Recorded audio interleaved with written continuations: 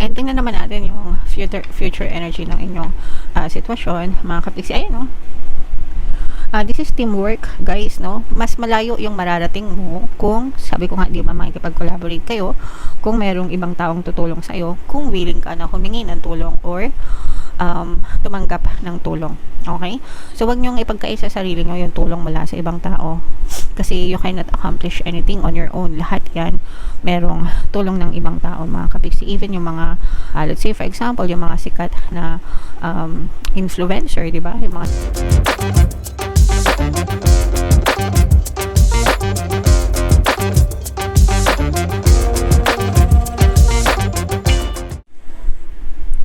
Hello guys, hello Taurus. Welcome back to Pinoy Pixie Tarot. Ang pamagat ng episode natin for tonight is anong ganap sa buhay mo. Ito isang timeless reading, guys, para sa Taurus, Sun, Moon, Rising Sign, and Venus.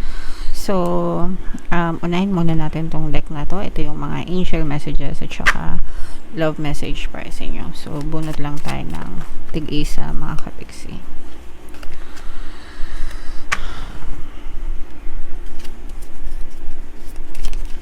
Kung ano lang yung makaresonate sa inyo, guys, take that message kasi iba-iba kayo ng mensahe, mga kapiksi.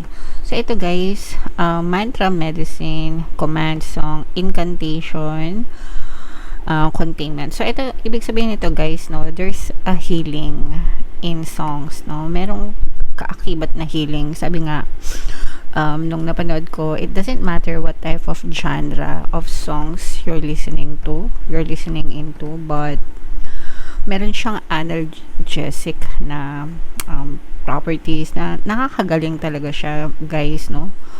That's why if meron kayong mga favorite artists, favorite music, favorite na kanta, no matter how sad they seem, kahit gaano kalungkot yung kanta, pero kapag pinakinggan nyo, di ba, parang gumagaan yung pakiramdam nyo, mga kapiksi. So, music is healing in general.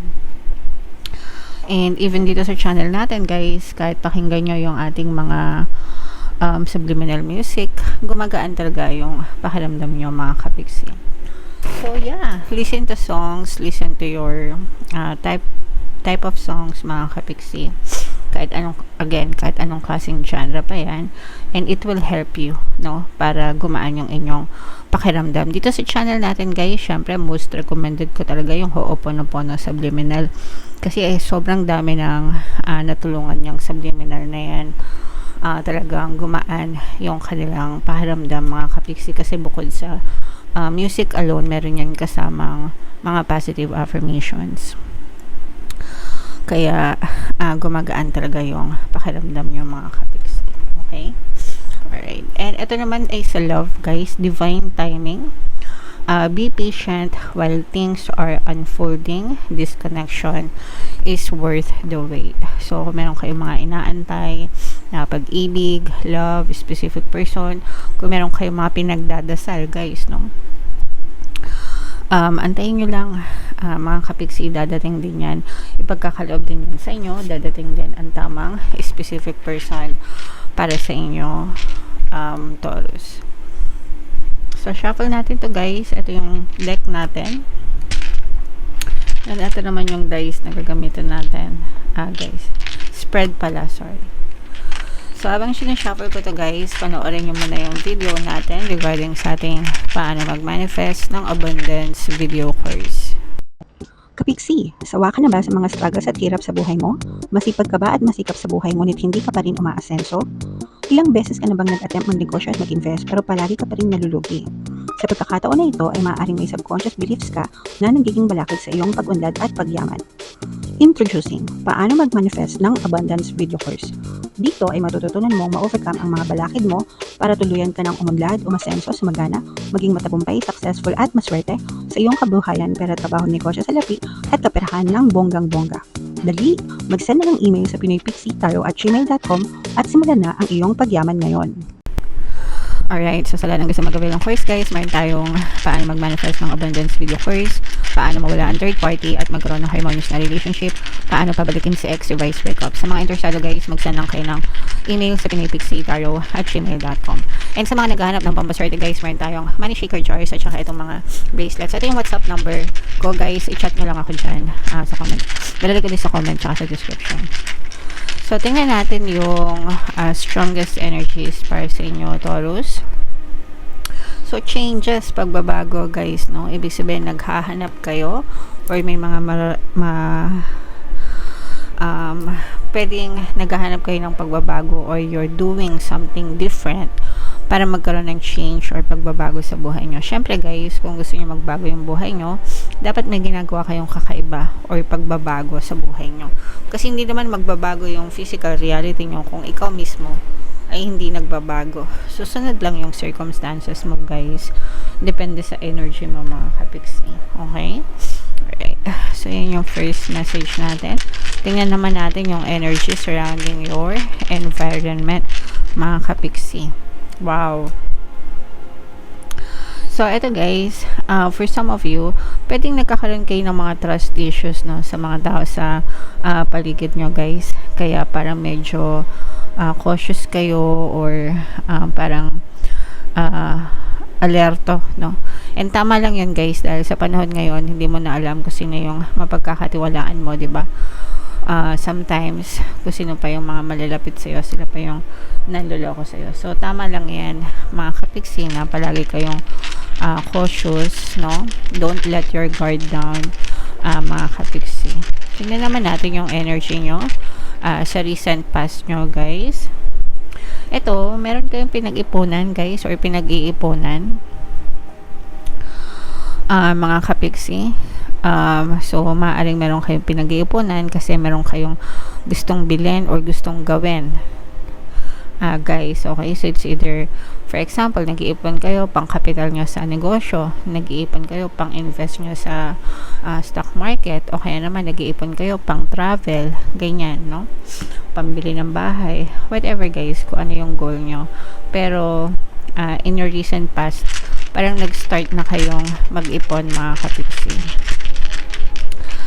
And tingnan naman natin yung energy surrounding your support system. Ito guys, sa support system mo, talagang makakaasa ka na magtutulungan kayo, no? Magtutulungan kayo.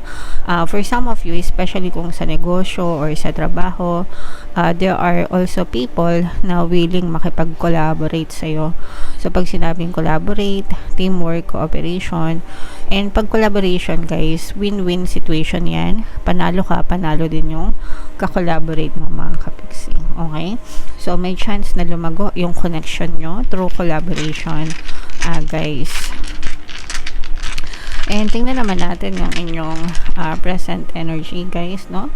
So, ito, nakafocus talaga kayo sa manifestation. Minamanifest nyo talaga itong mga pagbabago na to, guys. So, kapag ka nakafocus kayo, talagang magkakaroon ng positive change sa buhay nyo. And yun yung gusto kong ipaalala sa inyo palagi, no? Na dapat, kung gusto nyo talaga magkaroon ng pagbabago, dapat talaga nagfo-focus kayo and consistent kayo mga kapiksi. Alright?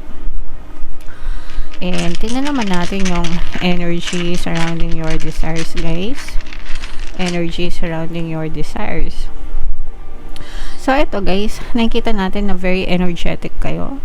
Very hopeful, very energetic, very inspired kayo sa mga gusto nyong ma-achieve sa buhay nyo. And, kumbaga nandun sa puso nyo, no? Medyo mainit-init pa, passionate, kumbaga, no? Na gusto nyo talagang matupad yung mga ambition nyo. So, gamitin nyo yung burning desire nyo yan para ma-fuel up talaga kayo. Kumbaga parang pampainit, ganyan, pampa-motivate, pandagdag ng inspiration. And tingnan natin yung mga possible changes na pwede nyong ma-experience, mga kapiksi. So, ito yung recovery, pagbangon, mga kapiksi. Ibig sabihin, kapag ka na-manifest nyo ito, guys, itong mga positive changes na mina-manifest nyo, magkakaroon talaga ng chance na makarecover ka sa buhay, makabangon ka sa buhay mo. So, ito yung magre-resonate doon sa mga kapiksi talaga natin na nabaon-baon sa mga problema, sa mga kahirapan, sa mga pagdurusa. So, sabi ko naman sa inyo guys, pwede talaga magbago yung buhay nyo basta mag-focus kayo sa pagbabago, mga kapiksi. Alright?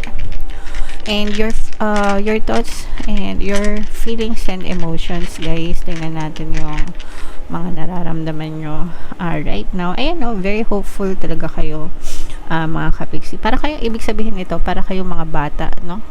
Di ba yung mga bata nangangarap, umaasa na magiging ma-okay ang lahat. So, ganun yung nararamdaman nyo right now, mga kapiksi. And ito naman yung mga turn of events, no? Yung ano yung mga pangyayari na pwedeng mangyari sa sitwasyon nyo, mga kapiksi. So ito, magiging very stressful ito na journey. Ibig sabihin, you're aiming for change, but there will be some kind of stress na mararamdaman kayo or madadaanan nyo. Probably dahil sa overthinking, mga kapiksi. So, may mga times na mag-overthink ka, may mga times na may isip mo, tama ba itong ginagawa ko? Should I keep going? Tutuloy ko ba? Stop na ba ako? Ayaw na ba ako? Sasuccess ba ako? Yung mga ganun. So, kaya nagkakaroon ng stress, guys. So, stop overthinking para hindi ka ma-stress. Yun lang yung Siyempre, ayaw mo ma-stress, diba? Eh, di wag ka mag-isip. Ganun lang yung kasimple, mga kapiksi. Okay? Tapos sasabihin na naman ng iba, kapiksi, hindi na maiwasan mag-isip. Di mag-isip ka. Huwag ka nga lang magreklamo pag na-stress ka, di ba? So, bahala na kayo mamili, guys. And, tingnan naman natin yung energy surrounding your happenings, guys, no? Paano nakaka-impact itong sitwasyon sa paligid nyo. So, ito guys, slow journey, no? Slow journey, pero you have to enjoy this, guys. Kasi, kumbaga, wag kayo masyado magmadali. Guys, yung slow journey nyo, parang nakaka-apekto siya sa inyo kasi parang dito nanggagaling yung stress kapag masyado kayo nagmamadali, wala kayong kumbaga nagmamadali agad, gusto agad makakita ng resulta, na-overlook nyo yung mga small wins nyo, yung mga slow progress, small progress. You have to understand na small progress is still a progress. Slow result is still a result, no? So, dapat i-appreciate nyo yan, imbis na magreklamo kayo, mga kapiksi. Kasi pag nagreklamo kayo, guys, talagang may stress kayo. Tingnan naman natin yung energy surrounding your guidance, guys. So, ito, yes, sabi ko nga sa inyo, mga kapiksi, this will not be an easy journey. So, may ma-i-stress and may ma-frustrate. Pero, your guides want to know na kahit na-frustrate ka, yung mga anghel gabay mo or yung mga spirit guides mo, hindi ka nila papabayaan. In fact, tutulungan ka pa nila para gumaan-gaan yung disappointment mo sa buhay. Kumbaga, hindi ka mag-isa na magdadala ng mga disappointments na yon and mga stress na yon. Okay? Alright. And tingnan naman natin yung future energy ng inyong sitwasyon, mga kapiksi. Ayan, no? This is teamwork, guys, no? Mas malayo yung mararating mo kung, sabi ko nga, di ba, makikipag-collaborate kayo, kung merong ibang taong tutulong sa'yo, kung willing ka na humingi ng tulong or tumanggap ng tulong. Okay? So, wag nyong ipagkait sa sarili nyo yung tulong mula sa ibang tao. Kasi you cannot accomplish anything on your own. Lahat yan, merong tulong ng ibang tao, mga kapiksi. Even yung mga, let's say for example, yung mga sikat na influencer, di ba? Yung mga sikat na vloggers. Hindi naman sila sisikat, guys, kung walang views, di ba? Hindi naman sila sisikat kung walang nanonood sa kanila. So, they owe it to your viewers. So, ibig sabihin, wala kang magagawa, wala kang ginagawa on your own. Lahat yun merong tulong from other people. Gets nyo ba? Sana naintindihan nyo. Anyway, alright. So, yung final conclusion ng reading nyo, Taurus, yeah, so wag kayong matakot magsimula from scratch. Okay? This is a brand new beginning, especially sa kaperahan nyo, kabuhayan nyo, whether it's trabaho, negosyo, investment, but wag kayong matakot na magsimula from scratch, magsimula from wala, from zero to hero, mga kapiksi. Yan yung magiging peg nyo, guys. Okay? Don't be afraid to start again. It's never too late, mga kapiksi, basta ginusto nyo. Alright? Okay. So, comment down below. Taurus, if feeling nyo naka-resonate kayo dyan.